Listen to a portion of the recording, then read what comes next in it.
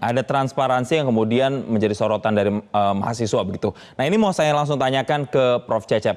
Prof. Cecep, ketika kampus Ya, PTN berupaya untuk menaikkan UKT, faktor terbesarnya atau faktor pendorongnya apa? Apakah memang satu-satunya alasan karena tadi sudah berstatus PTNBH atau berbadan hukum tadi? saya kira bukan karena perubahan status ya, tapi ini harus bicara dari sisi makro kebijakan pendidikan, khususnya kebijakan pendanaan pendidikan. 20% dana pendidikan itu selayaknya itu hanya untuk operasional dan investasi semata.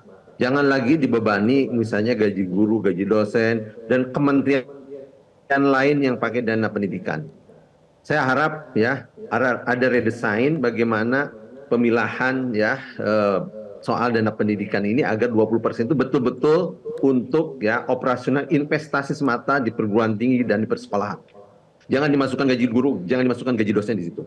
Nah, dari situ kemudian dipetakan berapa sih kemampuan pemerintah itu dengan 20% yang mendongkrak untuk pembiayaan pendidikan tinggi.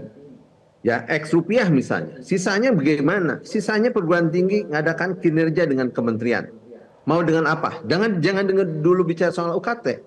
Ya, kreativitas apa yang bisa dilakukan oleh perguruan tinggi? Kerjasama apa yang bisa menghasilkan income generating perguruan tinggi?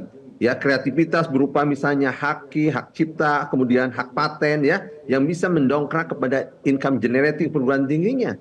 UKT itu langkah terakhir. Ya, jangan dijadikan langkah pertama, harus langkah terakhir. Dan itu pun harus kontrak juga dengan para orang tua mahasiswa.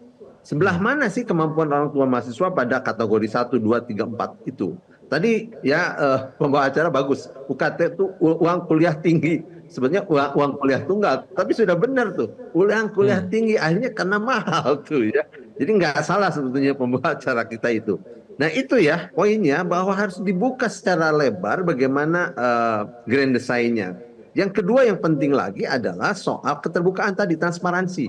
Jadi perguruan tinggi jangan sampai gaji rektornya yang tinggi, gaji wakil rektornya tinggi, dosennya hanya kecil-kecil. Cek, kalau perlu KPK masuk ke perguruan tinggi itu.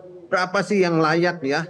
Rektor, wakil rektor dengan apa dosen biasa itu kesenjangannya ya, ya apa perbedaan penggajiannya atau tunjangannya itu seperti apa? Dicek di situ. Saya yakin ada kesenjangan nih. Karena tidak juga ya dengan PTNBH mensejahterakan seluruh dosen. Tidak. Ya, ini ada masalah sebetulnya kalau dibiarkan terjadi liberalisasi, kapitalisasi di perguruan tinggi.